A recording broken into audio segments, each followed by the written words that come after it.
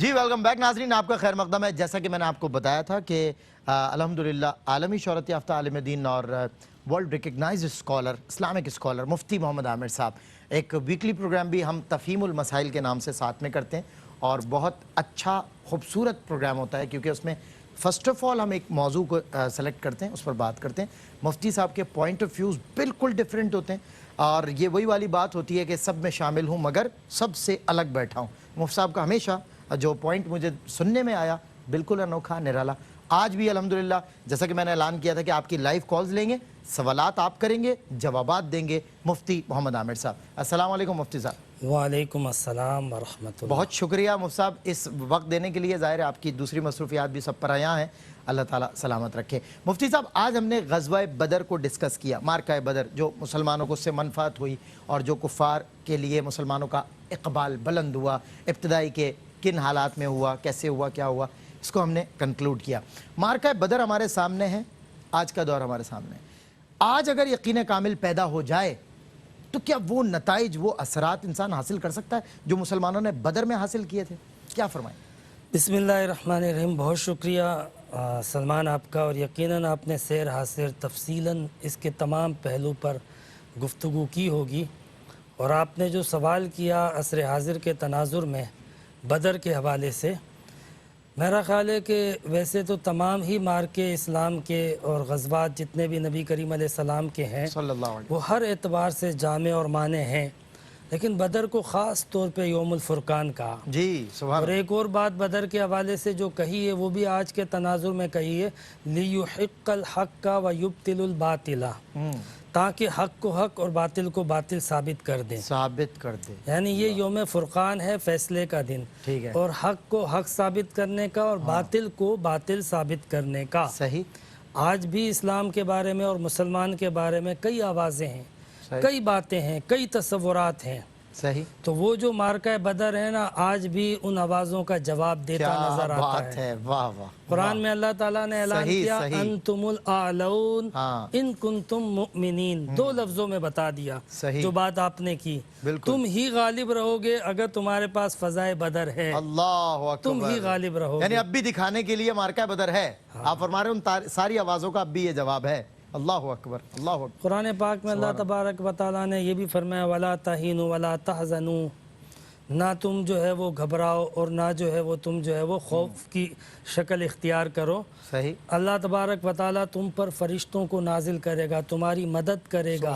अगर तुम खुदा की मदद करोगे खुदा तुम्हारी मदद करेगा। यानी हम सच्चे दिल से, जिसको कहता कहा ना इकबाल ने, फ़ज़ाए बदर पैदा कर फरिश्ते तेरी नुसरत को उतर सकते हैं गर्दू से कतार अंदर कतार। अब भी क्या बात है, क्या बात है मुफ्ती साहब। अच्छा कुछ कॉलर्स हैं, ले लूँ मुफ्ती साहब की? जी अस्सलाम वालेकुम रहमतुल्लाह। वालेकुम अस्सलाम। जी आपकी आवाज़ बहुत कम आ रही है मुझे, please speak loud and clear. जी जी जी क्या सवाल है? जी मैंने मुफ्ती साहब से ये सवाल करना था कि मेरी 5 साल पहले तलाक हो गई थी। एक तलाक मेरे शौहर ने जुलाई में दी और फिर 2 इकट्ठी सितंबर में दे दी। अल्लाह अकबर। तो जी, तो वो थोड़े नफ्सियाती मरीज हैं। मतलब मैं ये कहना चाह रही हूँ कि वो मेरा और उनका कोई झगड़ा नहीं हुआ था, उनके बड़े भाई और भाभी के साथ मेरा झगड़ा हुआ था।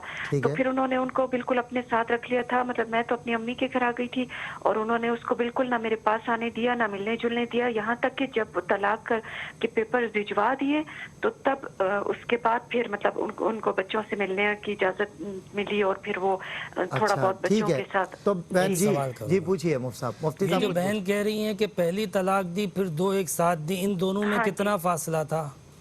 मतलब एक 25 जुलाई को दी है और बाकी सितंबर में दी है। सब ये कोई 3 महीने का फासला हो गया? अगर नहीं 2 महीने का, 2 महीने का फासला। जी जी ठीक है। यानी आप इद्दत के पीरियड में थी? हाँ जी। और उस दौरान दूसरी 2 तलाकें भी दे दी गई? हाँ जी, हाँ जी। और तलाक पहली जो आपको दी थी वो वाज़े अल्फाज थे तलाक के? हाँ जी, रिटर्न में दी थी और साइन इनके हैं। मतलब रिटर्न वो तो लिखा हुआ था ना, मतलब इनके हाथ की लिखाई नहीं थी, मगर वो जो ये टाइपिंग से लिखा लेकिन सिग्नेचर इन्हीं का था। हाँ जी, सिग्नेचर इन्हीं का था। इस मुतालिक बात भी हुई तो उन्होंने इसका इजहार किया। सितंबर में फिर 2 तलाकें एक साथ दी या वो भी इन राइटिंग दी? 2 तलाकें एक साथ दी, वो भी इन राइटिंग दी। जी जी, वो वो भी भी इन इसी तरह राइटिंग दी, जी ठीक है डाक के जरिए भिजवाई थी जी। ठीक है ठीक है जी अब तो मेरा सवाल ये है कि क्या अभी हमारी हलाला के अलावा कोई मसालियत की गुंजाइश निकल सकती है, क्योंकि उनका मैं हाल देखती हूँ वो बहुत अभी बुरे हाल में है। एक तो वो नफ्सियाती मरीज हैं, तो वो बहुत ज्यादा बच्चों के लिए भी उदास होते हैं और अपने घर को हाँ, लेकर भी जाहिर। बहुत ज्यादा उदास होते हैं और उनका ख्याल रखने वाला भी कोई नहीं है। ठीक है तो मुझे उन पे बहुत तरस भी आता है और अपने अच्छा मतलब हालात सही की वजह से अब हम इकट्ठा रहना चाहते हैं, तो क्या बिना उसके हलाला की कोई गुंजाइश है हमारे अच्छा साथ रहने की? ठीक है मेरी बहन इंशाल्लाह इसका जवाब मुफ्ती जी साहब आपको देंगे। नेक्स्ट जी कॉलर जी। हमारे साथ हैं। अस्सलाम वालेकुम। हेलो, अस्सलाम वालेकुम। जी वालेकुम अस्सलाम। जी, ये मुफ्ती साहब से सवाल पूछना है। पूछिए। जी, ये तलाक के बाद बच्चे जो है वो माँ के पास रहेंगे या बाप के पास? और अच्छा। अगर जैसे बाप बच्चे ना देना चाहे तो इस सूरत में औरत को क्या करना चाहिए? ठीक हो गया। और कोई सवाल? नहीं, बस यही पूछ। ठीक है जवाब देंगे। जी एक और कॉलर है हमारे साथ। अस्सलाम वालेकुम। अच्छा ठीक है मुफ्ती साहब इन दो सवालात के जवाब दीजिएगा तो फिर हम नेक्स्ट कॉलर्स को जानेंगे। पहला सवाल जो बहन ने किया था, उनकी पहली और दूसरी तीसरी तलाक के दरमियान तकरीबन 1.5-2 महीने का फासला था ठीक है और वो इद्दत के दौरान थी और तलाक भी क्लियर लफ्ज़ में दी थी। देखें, जब पहली तलाक क्लियर लफ्ज़ में दे दी जाए और वो तलाक रजई थी, ठीक है। तलाक रजई हो सही। जैसा कि इनकी भी यहाँ थी, तो इद्दत के दौरान रुजू का भी जो है वो मौका मिल सकता है, रुजू कर सकते हैं और इद्दत के दौरान जो है वो नेक्स्ट तलाक भी वाक़ई हो जाएगी जैसा कि उन्होंने दी। जी ठीक है 2 अगर महीने के अंदर। तलाक जो है वो बिलफर्ज रजई ना दी गई हो सही तो फिर ऐसी सूरत में तलाक बायना की सूरत में अगली तलाक नहीं पड़ती जब तक कि निकाह ना हो जाए। अच्छा और ये बारीक मसला है। हाँ, ये थी रजई तलाक। सही रजई तलाक में अगली तलाक़ें पड़ जाती हैं जैसा कि इनको इनके शोहर ने दी थी, ठीक है तो लिहाजा 3 तलाक़ें वाक़ई हो गई और 3 तलाक़ें वाक़ई हो जाएं तो हलाले के अलावा कोई और सूरत नहीं कोई होती है। सूरत नहीं है बिल्कुल मैं सही। यहाँ पे थोड़ा सा तबसरा करूँगा कि जी हमारे मुसाब, यहाँ ज़रूर। पे एक तो बहन के लिए दुआ करता हूँ, जैसा कि इन्होंने कहा कि उनके हालात ऐसे हैं, मामलात ऐसे हैं, घर वाले जो है वो मतलब मिसगाइड भी कर रहे हैं उनको और फेवर भी नहीं कर रहे हैं, तो अल्लाह ताला इनके साथ आसानी फरमाए। आमीन। हमारे यहाँ पे शादी के मामले में बहुत ज़्यादा जो है वो बेहतियाती बरती जाती है। सही मैं आपको बताऊं कि शादी के बाद भी मैंने देखा है कि लोग इसको कोई मतलब सीरियस नहीं लेते हैं। यहाँ तो बच्चे हो जाते हैं और फिर एकदम से जिम्मेदारी आती है, हाँ। तब कहते हैं कि यार मैं अब कहाँ जाऊँ। मैं फंस गया। सही यहाँ फिर पहले शादी नहीं के decide। बाद जो है वो झगड़े हो जाते हैं और तलाक हो जाती है, तब जाके उनको होश आता है कि शादी थी क्या। बताइए जब तक यानी जिम्मेदारी ज़ाहिर है पड़ती नहीं है तो पूरी तरह से। शादी करते वक्त पता होना चाहिए ये रिश्ता क्या है, क्या इसकी है? अहमियत क्या है, जबरदस्त। ये किस तरह कायम हुआ है और किस तरह टूटता है। इस रिश्ते के कायम होने से कितने हुकूक, कितने फ़राइज़, कितनी जिम्मेदारियां आयद हो जाती हैं, इस चीज़ को ज़रा अच्छी तरह बिल्कुल संजीदगी से समझना चाहिए। हमारे यहाँ पे शादियाँ होती रहती हैं, इस पे तवज्जो करें, इसको गुड्डा गुड्डी का खेल ना बनाएं, बिल्कुल इसको सही बड़ा बात है। संजीदगी से लें। आप तो एक दूसरे का लिबास हैं। बहरहाल एक कॉलर को ले लूँ साहब। जी अस्सलाम वालेकुम। वालेकुम अस्सलाम। जी क्या सवाल? हमें सूरह बकरा में भी खैर उम्मा कहा गया है कि नहीं मुनकिर और अमल बिल मारूफ कहें। सूरह असर में भी यही पैगाम दिया गया, जी। आखिरी खुतबे में भी यही पैगाम बिल्कुल दिया गया। ठीक। हमारी जिम्मेदारी है कि हम किसी को नेकी करने का कहें और बुराई से मना करें, सही, रोकें। ठीक तो है। हम जब किसी को गलत करते हुए देखते रोकते हैं तो वो कहता है हमें पता है, हम अपनी कब्र में आप जाएंगे, आप हमें ना बताओ। तो इस होता है। सूरत में हमारे लिए क्या हुक्म होगा? बिल्कुल ठीक है, बिल्कुल ठीक है। इंशाल्लाह आपके सवाल का देंगे जवाब। जी कॉलर हैं हमारे साथ। अस्सलाम वालेकुम।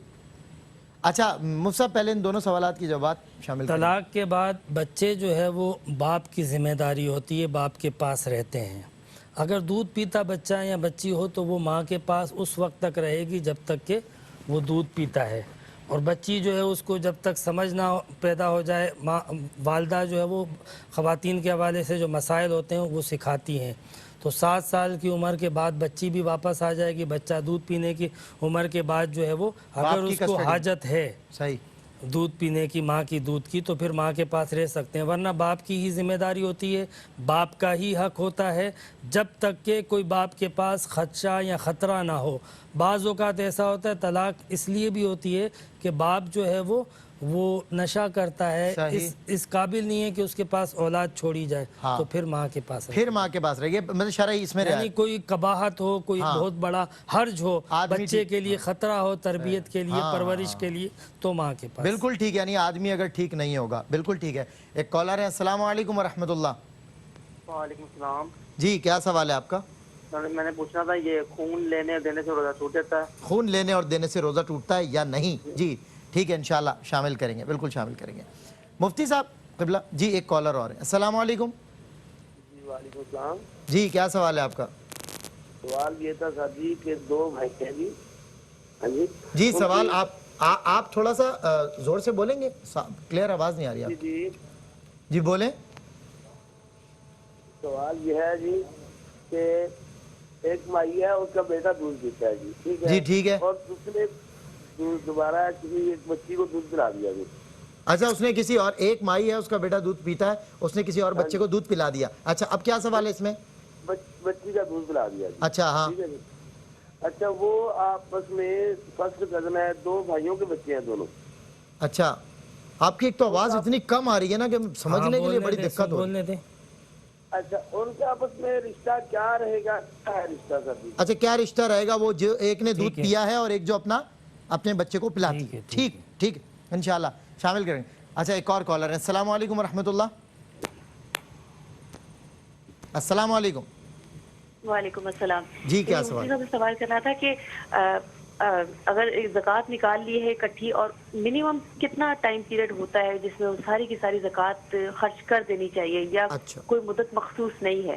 ٹھیک ہو گیا، بالکل ٹھیک اور ہے۔ میں اور کہ رمضان المبارک میں خصوصاً خواتین کی مصروفیت اور بھی زیادہ ہو جاتی ہے، صحیح۔ افطاری، سحری اور روٹین کے معاملات، کیا یہ چیزیں ہمارے لیے مطلب باعث اجر ہوتی ہیں؟ کیونکہ ہمیں وہ جو عبادات کا ایکٹیویٹیز آپ کی ٹائم بڑھ جاتی ہیں، ٹھیک ہے بالکل ٹھیک۔ جی، اور مطلب عبادات کا ٹائم جو ہے کہہ رہی ہیں نسبتاً رمضان اور میں بھی کم ہو خواتین جاتا کی ہے ہمارے ایکٹیویٹیز لیے بڑھ جاتی ہیں، کہ وہ کام بڑھ جاتا ہے، تو کیا ہمارے لیے باعث اجر ہوگا؟ جی اور کیا کہہ رہی ہیں؟